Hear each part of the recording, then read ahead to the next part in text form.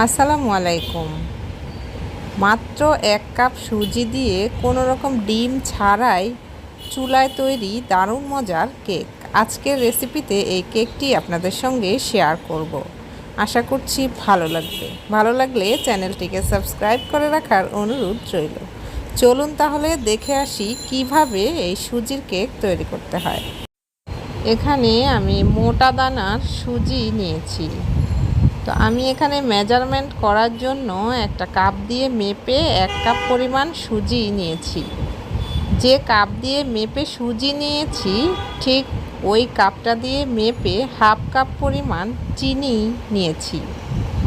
মেজারমেন্টটা অবশ্যই ফলো করবেন, এতে করে সুবিধা হবে। তো আমি 1 কাপ সুজি নিয়েছি আর হাফ কাপ চিনি নিয়েছি আর 1/3 কাপ পরিমাণ সাদা তেল নিব। তো এখানে আমি 1/3 কাপ পরিমাণ সয়াবিন তেল নিয়েছি। দিচ্ছি সামান্য পরিমাণ লবণ। এখন দিচ্ছি হাফ চা চামচ পরিমাণ বেকিং পাউডার। দিচ্ছি 1/3 চা চামচ পরিমাণ বেকিং সোডা। তারপর আমি খুব ভালোভাবে সবগুলো উপকরণ মিশিয়ে নিব। তো দেখুন আমার সবগুলো উপকরণ মিশিয়ে নেওয়া হয়ে গেছে। এখন আমি যে কাপ দিয়ে সুজি নিয়েছি ঠিক সেই একই কাপ দিয়ে মেপে 1 কাপ পরিমাণ দুধ নিয়েছি। এই দুধটা আগে থেকেই জাল করে রাখা। তারপর খুব ভালোভাবে মিশিয়ে নিতে হবে। মিশানো হয়ে গেলে একটা ঢাকনা দিয়ে ঢেকে আধা ঘন্টার জন্য রেস্টে রেখে দিব। ফিরছি আধা ঘন্টা পর।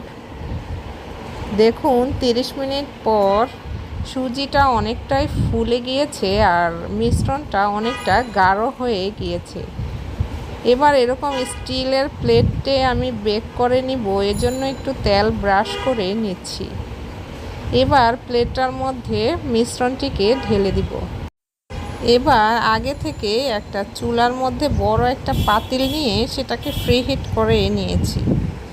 এবার প্লেটটাকে বসিয়ে দিয়ে ঢাকনা দিয়ে ঢেকে 15 মিনিট পর্যন্ত অপেক্ষা করব আর চুলার আঁচটা মিডিয়াম লোতে থাকবে।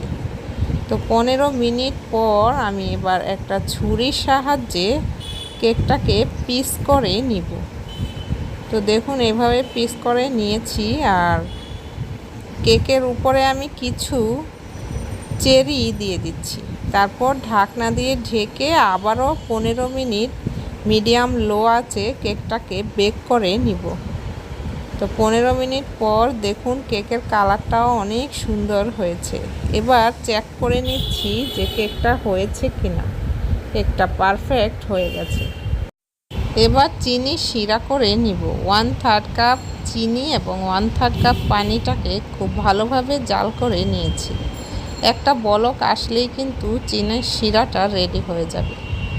তারপর এই শিরাটাকে আমি কেকের মধ্যে দিয়ে দিচ্ছি, এতে করে কেকটা অনেক সফট হবে। তো দেখুন আমার কেকটা কিন্তু একদম পারফেক্টভাবে হয়ে গিয়েছে। দেখতে কতটা সুন্দর লাগছে আর খেতেও কিন্তু দারুণ মজার।